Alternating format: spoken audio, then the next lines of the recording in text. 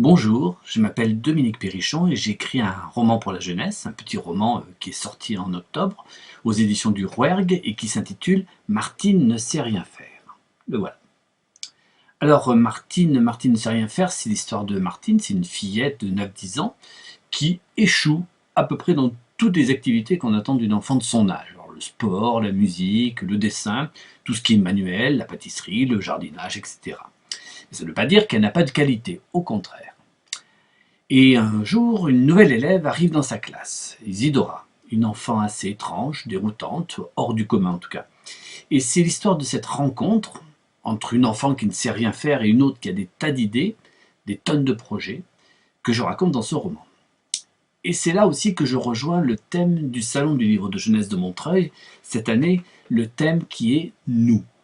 Martine, dans le roman, elle est un peu seule au début parce qu'elle n'a pas trouvé son talent, son rôle dans la vie. Elle n'a pas de meilleure copine ou de meilleur copain, mais ça ne la chagrine pas plus que ça. Elle suit son chemin, elle sait attendre. Isidora est seule aussi pour des tas de raisons. Et leur rencontre n'est pas une simple histoire d'amitié, c'est l'addition de leurs deux personnalités. Et c'est cette addition qui va les faire avancer dans la vie.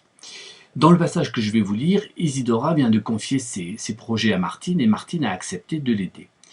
Et Martine lui écrit une lettre. Chère Isidora, l'autre jour vous m'avez proposé de vous assister dans votre secret. J'accepte. Je ne sais pas en quoi je pourrais vous être utile et j'aime autant vous prévenir, je ne sais rien faire. Mais j'accepte. Votre amie Martine. Cette journée avait vu naître le plus étrange, le plus inattendu, le moins rassurant des duos. Une première petite fille dotée d'une remarquable absence de dons, et une seconde bien décidée à inventer ce qui existait déjà. L'une trouvait de la beauté dans le monde tel qu'il est, l'autre voulait comprendre tout et laisser une trace. 1 plus 1 égale parfois 1, contrairement à ce qu'on a pu vous apprendre en maths. Et c'est ce 1 qui forme le nous. Un peu comme des notes de musique qui, jouées ensemble, donnent un accord. Elles existent individuellement, mais réunies, elles donnent autre chose. Et Isidora va découvrir qu'elle ne peut pas réaliser son rêve seule, qu'elle aura besoin de sa coéquipière Martine, sa copilote, comme elle dit. Alors, est-ce qu'on peut écrire une histoire ou même vivre une histoire dans le monde réel sans ce nous, sans le nous? Je n'en suis pas sûr. Quand on dit nous, on pense à l'union entre deux personnages, à la solidarité, au sentiment partagé, tout ce qui soude les êtres entre eux. Un pour tous pour un, disaient les trois mousquetaires dans le célèbre roman d'Alexandre Dumas, ce qui d'ailleurs pourrait être une excellente définition du nous. Un pour tous pour un. Chacun existe individuellement, chaque mousquetaire a son histoire, sa personnalité. Ils sont quatre en fait les trois mousquetaires, puisque le personnage principal, D'Artagnan, ne devient mousquetaire qu'à la fin du roman. Mais quand ils sont réunis tous les quatre, ils forment un cinquième personnage qui sort victorieux de tous les problèmes. Et ce personnage, c'est le groupe, le nous, qui fait l'union, la force et qui fait l'histoire. Chacun existe individuellement, chaque mousquetaire a son histoire, sa personnalité.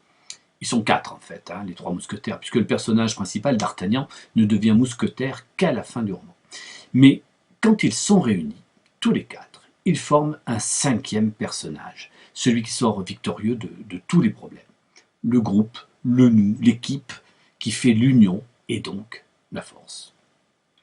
Ce sont toutes les histoires de duos, de trios, d'associations de personnages, de super-héros que vous connaissez bien par le cinéma, notamment les X-Men, les Avengers par exemple, mais la littérature est depuis longtemps peuplée de ces associations de personnages, souvent des personnages souvent très différents, mais complémentaires. Les plus fameux dans la littérature policière sont peut-être le détective Sherlock Holmes et son associé le docteur Watson. Watson n'a aucune des qualités de déduction qui caractérisent le génie de Sherlock Holmes, mais sa naïveté, sa façon particulière de penser, aiguille souvent le détective sur la bonne voie. Et c'est un peu ce duo, cette complémentarité, que j'ai voulu plus ou moins consciemment reconstituer dans le duo Martine-Isidora. L'une comme l'autre a un univers, une façon bien à elle de voir le monde, mais l'une sans l'autre n'avancerait pas. Je vous lis un nouveau petit extrait du roman qui résume cette idée. Martine, à chaque fois que je suis perdu dans mes déserts, vous êtes là et vous me montrez le chemin. Martine pensa qu'Isidora était peut-être sur la voie de la réussite. Alors elle lui dit ce qu'elle avait envie d'entendre à ce moment-là. Oui, c'est une très bonne idée. Martine n'avait pas appris grand-chose sur Isidora, mais elle avait su, une fois encore, allumer chez elle une de ces petites ampoules qui faisaient scintiller son esprit. Pour Martine, l'aventure continuerait, et quelqu'un sur cette planète avait besoin d'elle. Isidora s'avança vers Martine et lui dit « C'est grâce à vous que je vais atteindre mon but. Bientôt, cet engin volera, et ce sera une révolution. Je pense déjà au numéro 2 qui sera un biplace, et je vous emmènerai avec moi dans les airs. » Copilote, proposa Martine. Copilote, confirma Isidora. Nous, c'est aussi tous les jeux qui composent les personnages, qui nous composent. Martine, au début du roman, on l'a réduit, et elle se réduit elle-même, d'ailleurs, à quelqu'un qui ne sait rien faire, un point c'est tout. Mais le duo qu'elle va former avec Isidora va peu à peu lui révéler tous les versants de sa personnalité, toutes les Martines qui existent en elle. Il y a une Martine rêveuse, une Martine réfléchie, une maladroite avec ses mains et une très subtile dans son regard sur les autres, une qui a peur et une qui ose, et on pourrait continuer longtemps comme ça. Heureusement que les personnages de romans possèdent toutes ces facettes. Heureusement que nous sommes tous, enfin j'espère, la somme de tous ces jeux qui nous donnent un nous complexe et intéressant. Bref, entre les nous qui naissent de la rencontre des personnages et les nous qui composent chaque personnage, ça fait du monde dans un livre. Même si on le voulait, on ne pourrait pas écrire d'histoires, de vraies histoires, sans que le nous se forme à un moment ou à un autre. Même Robinson Crusoe sur son île, c'est bien joli de vivre seul, mais au bout d'un moment, il a besoin d'un vendredi pour exister. Alors dans une époque où on se regarde beaucoup le nombril, aller à la rencontre des autres pour de vrai, pas de manière virtuelle, je pense que ce doit être vraiment bon pour la santé mentale.